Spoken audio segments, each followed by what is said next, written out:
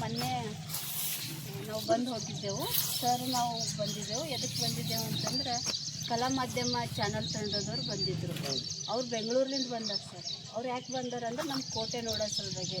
ಇನ್ನೊಂದು ವಿಶೇಷವಾಗಿ ನಾನು ಮಾಡಿದಂಥ ಒಂದು ಅಡ್ಕಿ ಗ್ರಾಮದ ಬಾವಿಗಳು ಈ ಊರಲ್ಲಿ ನೋಡಿರಿ ಸರ್. ನಾನು ಏನಿಲ್ಲ, ಒಬ್ಬ ಟೀಚರ್, ಸಾಮಾನ್ಯ ಟೀಚರ್.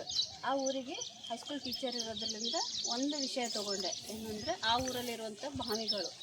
ಅದು ತೊಗೊಂಡಾಗ ಮೊದಲು ಯಾರೂ ರೆಸ್ಪಾನ್ಸ್ ಮಾಡಲಿಲ್ಲ, ಯಾರೂ ಅದಕ್ಕೆ ಬಗ್ಗೆ ಏನು ಟೀಚರು ಈ ಬಾವಿಗಳ ಬಗ್ಗೆ ಮಾತಾಡ್ತಾರ ಅಂತಂದಿದ್ರು. ಅವಾಗ ನನಗೆ ಅನಿಸ್ತು, ಯಾರು ಏನಂದ್ರೆ ಭೀ ಒಬ್ಬ ಅಗಸರು ಹೆಣ್ಮಗಳು ನನಗೆ ಸಪೋರ್ಟ್ ಮಾಡಿದ್ರು ಸರ್. ಅಲ್ಲೆಲ್ಲ ಮನೆ ಮನೆಗೆ ಕರ್ಕೊಂಡೋಗಿ ಬಾವಿಗಳ ಬಗ್ಗೆ ಪರಿಚಯ ಕೊಟ್ಟಾಗ ಅಡ್ಕಿ ಗ್ರಾಮದಲ್ಲೇ ಸುಮಾರು 200 ಬಾವಿಗಳವ ರೀ. ನಾನು 35 ಬಾವಿಗಳು ತೊಗೊಂಡು ಇದು ಪುಸ್ತಕ ಮಾಡಿದೆ ಸರ್.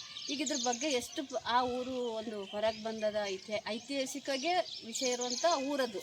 ಆದರೆ ಜನರ ಬೆಂಬಲ ಸಹಕಾರ ಇರ್ಲಾದ ಮಟ್ಟಿಗೆ ಅದು ಹೊರಗೆ ಬಂದಿದ್ದಿಲ್ಲ.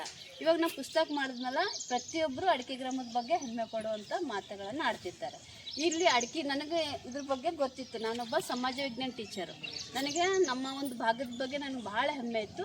ಆದ್ರೂ ಭೀ ಕೂಡ ನನಗೆ ಆಕಸ್ಮಿಕವಾಗಿ ಇಲ್ಲಿ ಬರೋಂಥದ್ದಾಯಿತು. ಅವಾಗ ನನಗೆ ಮುಡ್ಬಿ ಗುಂಡೇರಾವ್ ಸರ್ ಪರಿಚಯ ಆದರು. ಆದಾಗ ಅವ್ರು ಕೇಳಿದ್ರು, ನಿಮ್ಮ ಭಾಗದ ಯಾರು ಮಾಹಿತಿ ಕೊಡ್ತಾರೆ ಅಂದಾಗ ಸರ್ ಬಗ್ಗೆ ನಾನು ಹೇಳಿದೆ. ಅವಾಗ ಸರ್ ನನಗೆ ಕರ್ಕೊಂಡು ಬಂದರು. ಇಲ್ಲಿ ಬಂದು ನೋಡಿದಾಗ ನನಗೆ ಅನಿಸಿತ್ತು ಭಾಳ ಬೇಜಾರಾಯಿತು ಸರ್. ಅವ್ರ ಮಾಹಿತಿ ಕೇಳ್ತಾ ಹೋದಾಗ ಸರ್ ಹೇಳುವಂಥ ವಿಷಯಗಳು ಎಂಥ ಕಲ್ಲು ಮನಸ್ಸು ಕೂಡ ಕರಗ್ತದೆ. ಇದು ಒಂದು ದೊಡ್ಡ ಆಸ್ತಿ ಅದ, ಹಿರಿಯರು ಮಾಡಿಟ್ಟಿದ್ದು ಒಂದು ಆಸ್ತಿ ಅದ. ನನಗೆ ಇದ್ರ ಸಂರಕ್ಷಣೆ ಆಗಬೇಕು ಅನ್ನೋದು ಒಂದಿಷ್ಟೇ ಕಳಕಳಿ ಅದ. ಅದಕ್ಕೆ ನೀವು ಮೊದಲು ಈ ಊರನ್ನವರು ಒಂದಿಷ್ಟು ಬೆಂಬಲ ಸಿಕ್ತು ಅಂತಂದರೆ ಗಟ್ಟಿಯಾಗಿ ಹೆಜ್ಜೆ ಇಡ್ರಿ ಸರ್. ಏನಿಲ್ಲ, ಮೇನ್ ಗೇಟ್ ಬಂದಾಗಬೇಕು. ಇಲ್ಲಿ ಒಳಗೆ ಶೌಚಾಲಯಕ್ಕೆ ಬರೋಂಥ ಜನರು ಕಟ್ಟಾಕಬೇಕು. ಆಮೇಲೆ ಇದೇನೋ ಸಂರಕ್ಷಣೆ ನೀವು ಮಾಡ್ಕೋಬೇಕು. ನಮ್ಮದು ನೀವು 10 ಅಂದರೆ ಓಣ್ಯಾಗಿರುವಂಥ ಒಂದು 10 ಜನ ಬಂದು ಇದಿಷ್ಟೇ ಜಾಗವನ್ನು ಸ್ವಚ್ಛ ಮಾಡ್ಕೋತ ಹೋದೆವಂದ್ರೆ ಮುಂದಿನ ವರ್ಷ ಯುಗಾದಿ ಅಷ್ಟಿಗೆ ನಮ್ದು ಇದು ಕೋಟೆ ಸ್ವಚ್ಛ ಆಗ್ತದೆ ಅಂತ ಹೇಳ್ತೀನಿ. ಸ್ವಚ್ಛ ಆಗ್ತದೆ ಸರ್. ಅದ್ರ ಕೋಟೆ ನಾವು ರಕ್ಷಣೆ ಮಾಡ್ತೀವೋ ಬಿಡ್ತೀವೋ ಗೊತ್ತಿಲ್ಲ. ಸ್ವಚ್ಛ ಆಗ ಒಂದು ಕೈಯನ್ನು ಎಲ್ಲರೂ ಹಚ್ಚಬೇಕು ಅಂತ ಎಲ್ಲ ಗ್ರಾಮಸ್ಥರಲ್ಲಿ ಕಳಿಕಳಿಯಿಂದ ಕೇಳ್ಕೊತೀನಿ. ಯಾಕೆಂದರೆ ಇದು ನಮ್ಮ ದೊಡ್ಡ ಆಸ್ತಿ, ಮುಂದಿನ ಪೀಳಿಗೆಗೆ ಬೇಕಾಗಿದೆ ಸರ್. ಇತಿಹಾಸ ತಿಳಿಸ್ಬೇಕಾಗಿದೆ.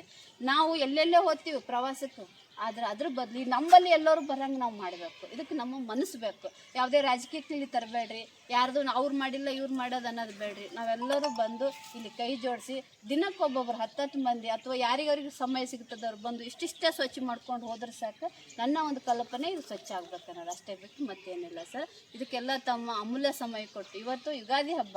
ಯುಗಾದಿ ಅಂತಂದ್ರೆ ಹೊಸದೊಂದು ನಾವು ಮಾಡ್ಕೋಬೇಕು, ಏನಾದರೂ ವಿಚಾರ ಮಾಡಬೇಕು ಅಂತಂದಾಗ ನಾನು ಫಸ್ಟ್ ಒಬ್ಬ ಹೆಣ್ಮಗಳಾಗಿ ಈ ನೆಲದ ಮೇಲೆ ನಿಂತೀನಿ ಅಂದರೆ ಅದಕ್ಕೆ ಕಾರಣ ನಮ್ಮ ಒಂದು ಇತಿಹಾಸ, ಒಂದು ಹೋರಾಟ ಮಾಡಿದಂಥ ಈ ರಾಷ್ಟ್ರಕೂಟರ ಒಂದು ಆ ಶಕ್ತಿನೇ ಅಂತ ನಾನು ಹೇಳ್ತೀನಿ. ಯಾಕಂದರೆ ಆ ಶಕ್ತಿ ನಮ್ಮ ಬರಹದಲ್ಲಿ ಇದೆ. ನಾನು ಬರಹದ ಮುಖಾಂತರ ಬರೆದು ನಾವು ಕೆಲಸ ಮಾಡ್ತೀವಿ. ಅದಕ್ಕೆ ನಿಮ್ಮೆಲ್ಲರೂ ಸಹಕಾರ ಬೇಕು. ಇವತ್ತು ಬಂದಿರಿ, ನೀವೇನು ಇವತ್ತು ನಾವು ಬಂದಿದೆ ಅಂತೇಳಿ ಇಲ್ಲಿಗೆ ಸ್ಟಾರ್ಟ್ ಮಾಡಬೇಡ್ರಿ.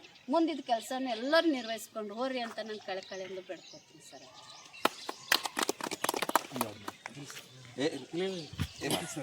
ನೀವು ಗುಲ್ಬರ್ಲಿಂದ ಬಂದಿರಿ, ಎರಡೇ ಮಾತಾಡ್ರಿ. ಅವರೆಲ್ಲ ಹೇಳಾಗತ್ತಾರೆ.